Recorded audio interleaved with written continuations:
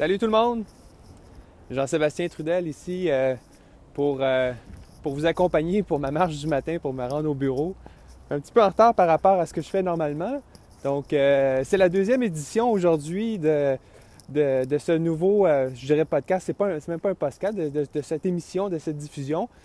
Comment ça va fonctionner? C'est qu'à chaque jour, le matin, autour de 9h, un peu avant 9h idéalement, je vais me brancher avec vous pour discuter soit d'un sujet du jour ou plus particulièrement pour m'adresser à ceux d'entre vous qui cherchent à créer de la valeur avec leur valeur. Autrement dit, qui se préoccupent de comment est-ce qu'on peut prendre un virage en tant qu'entreprise, en tant qu'organisation, en tant que décideur, en tant que leader et être capable à ce moment-là d'améliorer nos performances en réduisant notre impact environnemental plus particulièrement. Je pense que c'est important de le faire, notamment parce que on le voit aujourd'hui, puis c'est un des sujets dont je veux parler aujourd'hui.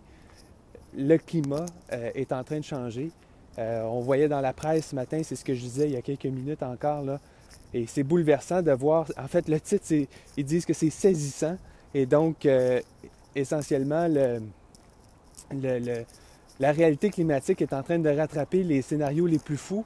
Et on voit cette année, l'hiver et le mois de février le plus doux, le mois de janvier le plus doux de tous les temps, les calottes glaciaires qui sont en train de fondre littéralement. Et donc, c'est réellement inquiétant. Puis c'est la question que je vous pose aujourd'hui. Est-ce que c'est quelque chose qui vous inquiète actuellement? Et si oui, qu'est-ce que vous faites ou qu'est-ce que vous prévoyez faire pour pouvoir, à tout le moins, sensibiliser les gens ou agir essentiellement? Parce que je pense que, d'une part, on n'a pas le choix d'agir, mais d'autre part, j'ai le profond sentiment que les entreprises qui vont agir, qui se positionnent présentement pour agir, sont celles qui vont connaître le plus de succès dans les prochaines 50 années. Parce que clairement, on n'aura pas le choix de changer les choses, on n'aura pas le choix d'intervenir.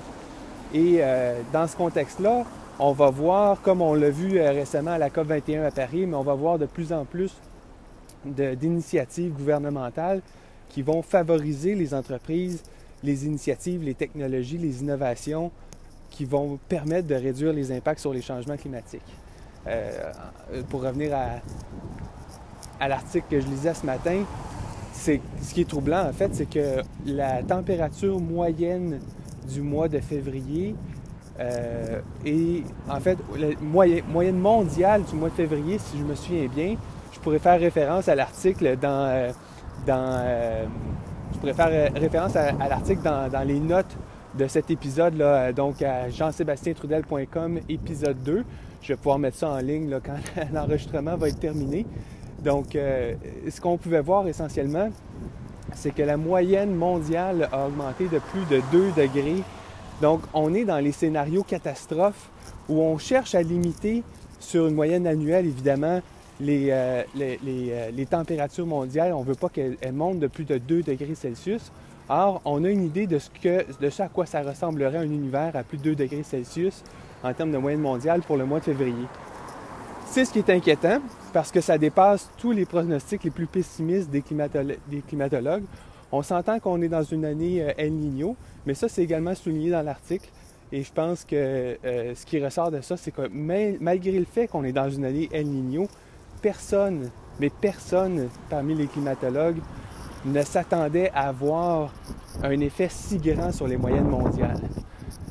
Donc c'est ce qui est en train de changer et c'est la raison pour laquelle les choses vont devenir laquelle les choses vont devenir impératives pour que les entreprises, les gens d'affaires prennent des décisions en fonction des changements climatiques.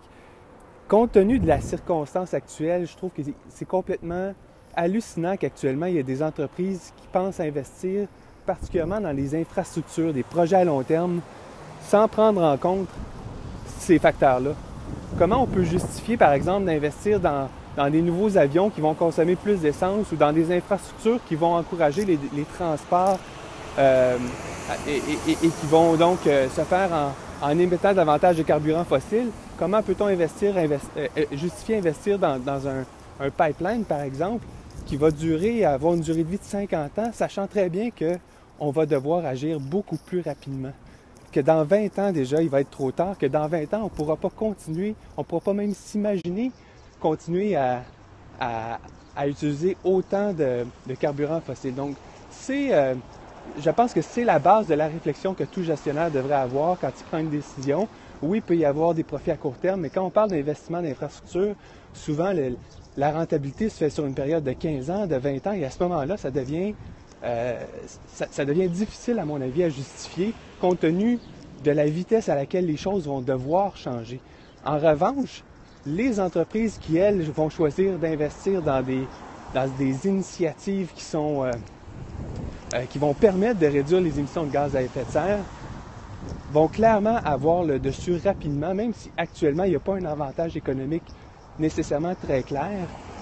Je pense que l'expérience qu'ils vont développer vont leur donner cette longueur d'avance-là pour être aux premières loges quand ça va compter.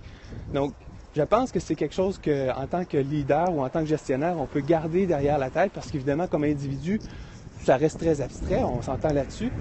Mais d'un autre côté, ça nous donne cette possibilité-là de pouvoir influencer le discours ou à tout le moins d'amener cet argumentaire-là dans la réflexion si on a la chance de le faire. Donc, c'était mon point aujourd'hui. Si vous avez aimé ça, n'hésitez pas à commenter.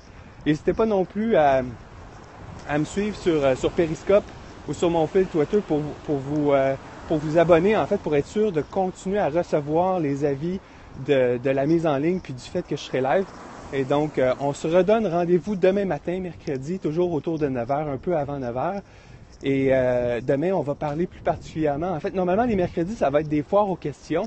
À chaque jour, je vais faire une quotidienne comme celle-là. Donc, normalement, les mercredis, ça va être une foire aux questions. Là, évidemment, vu que c'est la première semaine, j'ai probablement pas de questions qui vont rentrer en direct. Donc, je vais en préparer quelques-unes par rapport à ce que je reçois régulièrement sur mon blog, jean-sébastien-trudel.com. Et de cette manière-là, on va pouvoir démarrer là-dessus. Et donc, je vous donne rendez-vous demain matin à 8h45. Et puis, je vous dis d'ici là, passez une très, très bonne journée.